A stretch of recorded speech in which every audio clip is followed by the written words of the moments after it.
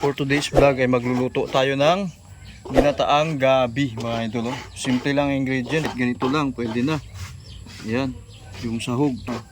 Ang kapatid ko nagano ng niyog, nagkakayod.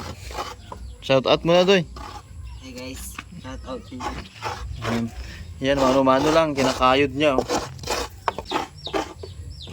Meron din kaming saging dito hinog na. Yan. Hinog na siya, mga ito.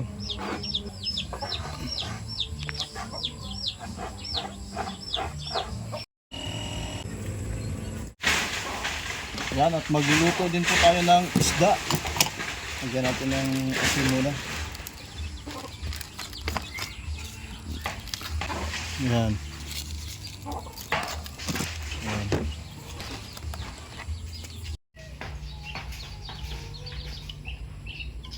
Yan po yung isda na nabili namin sa palengke. Ayan. Kainitin na natin yung mantika natin. Dito kami sa labas.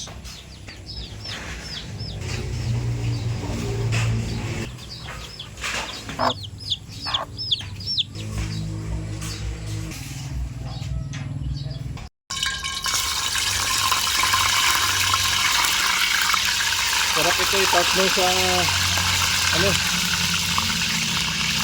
sa ginataang gabi, di ba?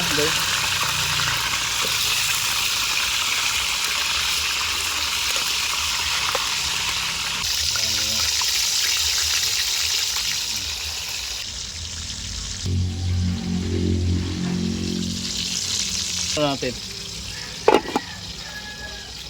Piga na tayo ng gata. Lagyan lang konting tubig. Para yan sa gabi. Yan. Buhay probinsya talaga to mga idol.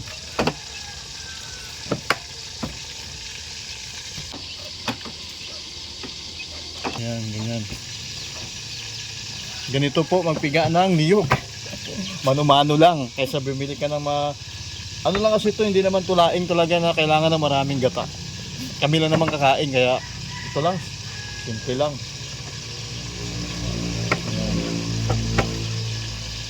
Salain natin. Yun yung pinakaunang gata. Tapos magpipiga ulit ako dito mga idol. Ito, pantubig natin mamaya. Balik ko na yung pinakatubig natin mamaya.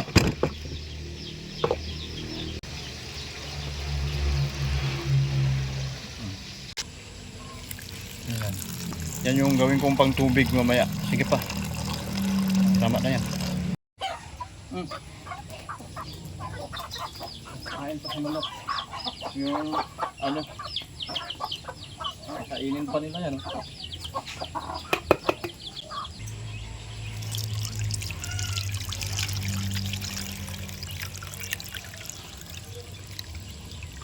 Ready na ang ating lulutuing gabi. Ayan mga idol. Meron na rin dyan habang hinihintay ko yung isda. Tagal kasi maluto.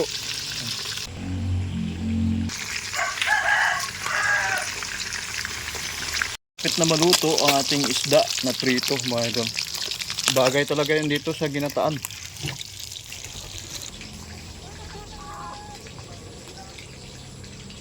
Luto na yung ating pritong isda. Masunog na. So itong ulo pwede pa yan. Ito luto na.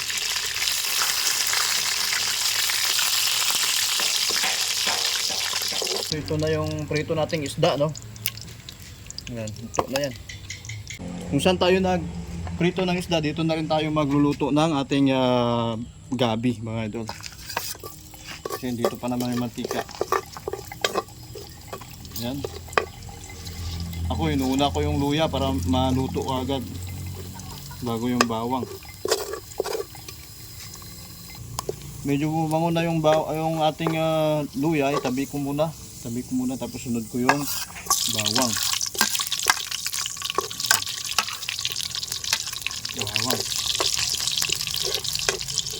Diyan pa din yung pinagprituan ng isda, no? Pwede naman magbawas ng mantika pag marami. Bawasan ko lang yung mantika, medyo marami.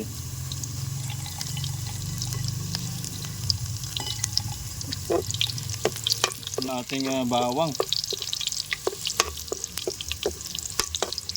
Yan. Yan na yan. Pusunod natin yung yan. Ating sibuyas. Dito na natin na pagsamahin, di ba? Kaya natin ilagay yung gabi. Hindi ko alam kung kakasya ito din.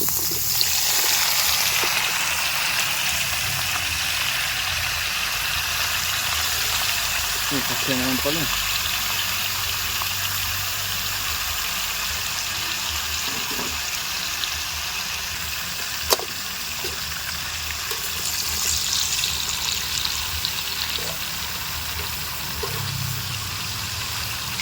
Ilagay ko muna yung pangalawang gata pala na pinigaan ko. Puto, iba-ibang kulay niya. Dala ng ano ko, ng kapatid. Ang konting tubig. Ayan. Pahuli ko na lang yung gata na una kanina. Takpan natin para mabilis siyang kumulo. Kaya lang takip ko, bitin. Inabot na kami ng gabi dito sa labas, oh. Tingnan natin kung kumukulo na, mga idol, ah. Tingnan mo, automatic pa yung kulo, yung takip. Ay! Ano na. Kailangan yung gabi hindi mo gaano inahalukay para hindi siya kakati, mga idol. Ayan. Para maluto.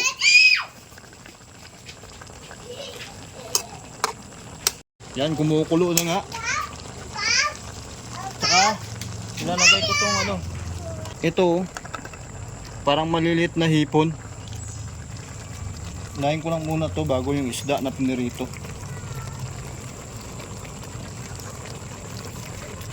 Ayan. Ilalagay ko na yung unang gata. Ayan, mga idol, oh. Then maglalagay ako ng asin. Ako na lang bahala magtansya. Kunti lang.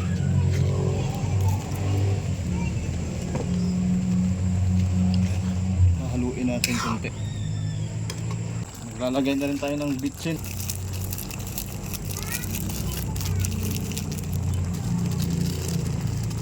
Kunting suka, pampaasim lang. Kunti lang. Medyo asim-asim kunti. Para pag hindi naubos, hindi mapapanis bukas. Konting tuyo lang. Ayan. Ang balanso lang kung sa ano. Ayan, mga idol.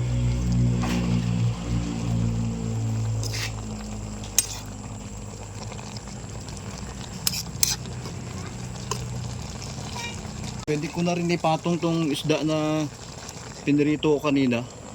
Ganyan lang, oh.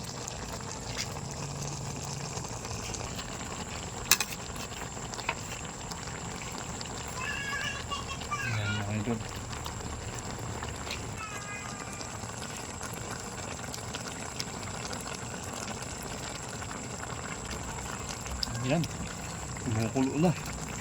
Yan. Ito yung bagoong na niluto kong nakaraan, oh. Maglalagay na lang ako kahit konti lang na bagoong. Medyo matamis-tamis kasi, manamis-namis kasi yung bagoong, eh. Konti lang. Ayan.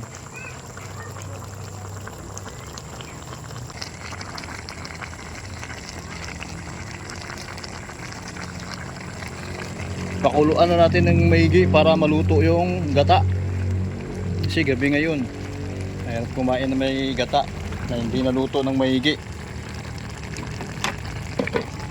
Ayan. So ito na nga, luto na, mga idol, oh. Ayan. Ayan nating nilutong gabi na may pritong isda. Sarap. Kung may dalang spaghetti yung kapatid ko, galing sila sa party. Birthday party yata. Natira pang uling, ayan, oh, initan ng tubig. Kain tayo, mga idol. Ayaw pa nila makipagkain, kaya ako na lang una kakain. Meron akong kaning lamig dito, oh. O, ayan nyo pa magkain. Kakain na ako.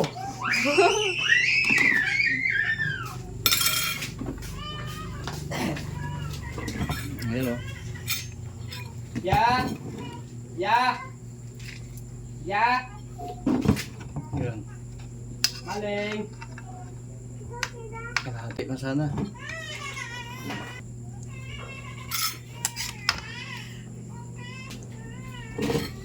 At magkakamay lang ako. Ayan.